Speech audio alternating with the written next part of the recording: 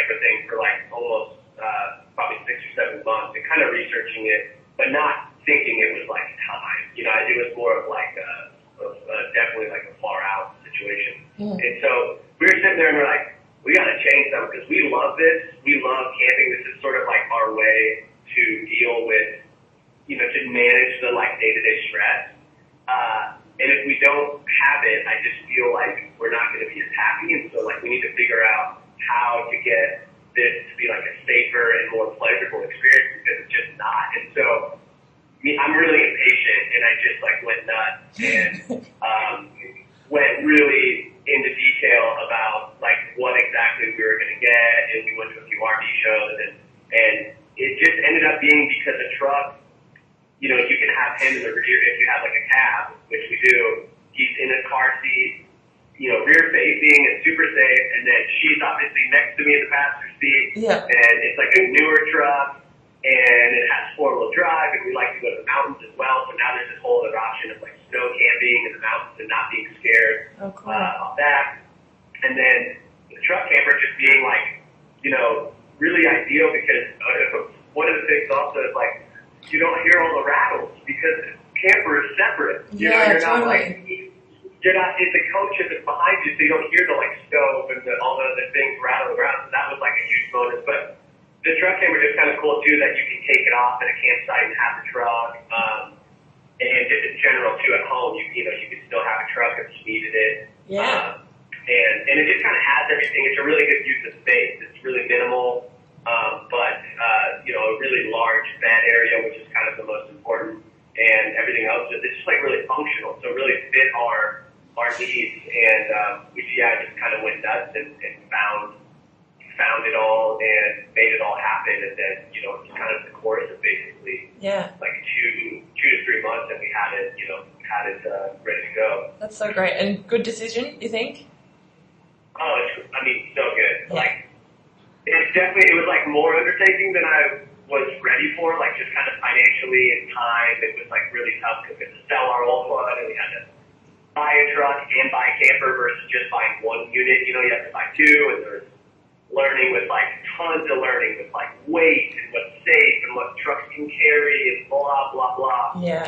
But in the end, like our first trip, you know, we went and bought it about 3 hours east of Seattle, and we bought it on a Friday morning, and then we camped that Friday night and for the weekend on our way home, and it snowed, which was totally unexpected. So I was like, holy shit, like, need to make sure I understand everything, and, you know, so it was just having the newness, though, of a new camper versus something that's 30 years old. Yeah. Even though everything worked on the 30-year-old one, was surprisingly, like, quality, it was just, like, a lot of things that we, you know, kind of made lists about that we want for our next camper and like must have, like this one has it. And so we're just like so happy with all, you know, it's minimal, but they're all the things that were sort of requirements that this met, and, you know, just like super, it's awesome. Yeah. Sitting there, just like, you know, just really happy with what we came out with. So what are some of those things that were must-haves for the camper?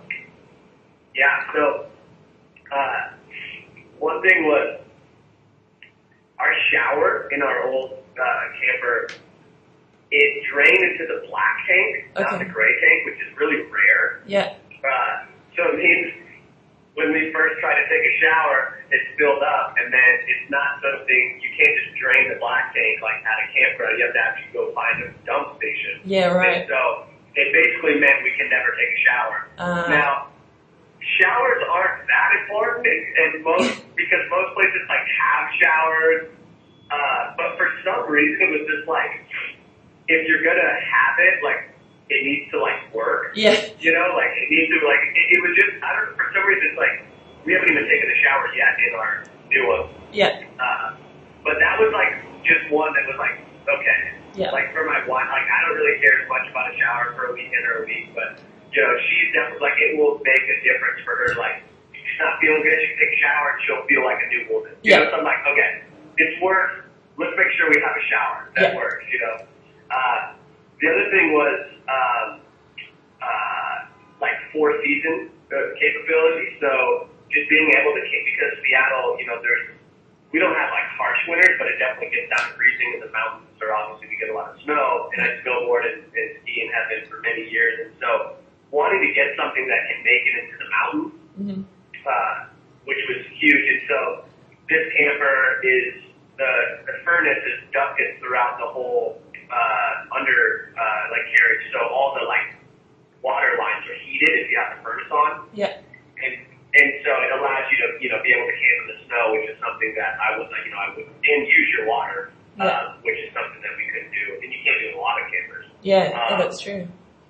That was a really big one. And then also just the ability to still camp in small spaces, because a lot of times you don't want an RV spot, you want an actual like tent spot, where you can just pull in. And so being small was a really, we didn't want to be any bigger than what we already had. Taller was okay, but any longer was basically just, we didn't want to do that because it just really restricts, being able to park at a grocery store, all those things are so convenient when you have like a van or something smaller. Yeah. And so that, and then being able to have rooftop storage was a big one, like, I surf, and so being able to put surfboards on the top was a huge one, and a big requirement, because on the Dolphin, we'd have to install like a roof rack, and it was so old that like people recommended like don't do it because then you're going to expose for more leaks. And so I just didn't want to mess with it. But this was built with a roof rack, which is really cool. Yeah. Trying to think if there's any other major ones.